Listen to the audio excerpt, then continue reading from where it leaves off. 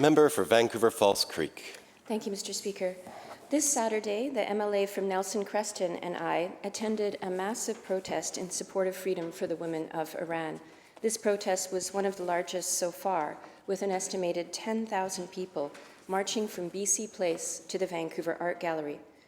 This protest was part of a global action, and similar protests took place all around the world. While at the event, we spoke with a woman who was in a cast.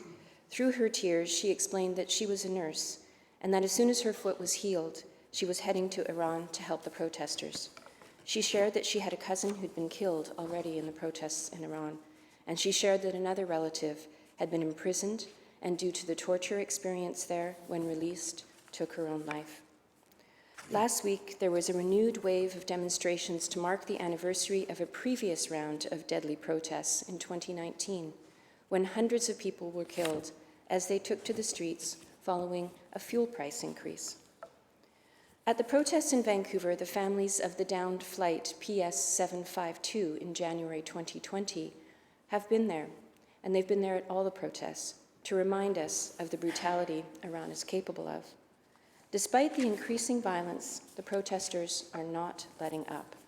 It is reported that the home of the prior supreme leader, Ayatollah Khomeini, made into a museum after his death, was burned to the ground.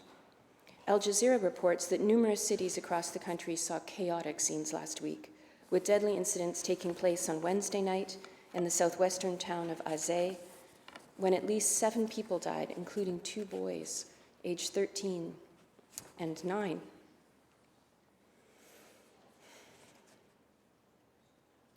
This weekend, there were deadly IRGC attacks in the northwestern area, including in the city of Mahabad.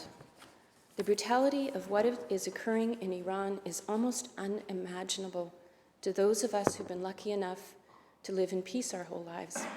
But we must imagine it. We can't turn away and pretend it's not happening. Our friends and our neighbors are traumatized. How does this end? Well, there's hope to be found. There's hope to be found in the stories of Bazari merchants who are closing their shops.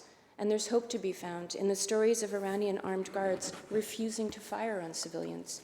And there is hope in mounting international pressure. International pressure can make a difference. Think about the impact anti-apartheid movement had on the government in South Africa.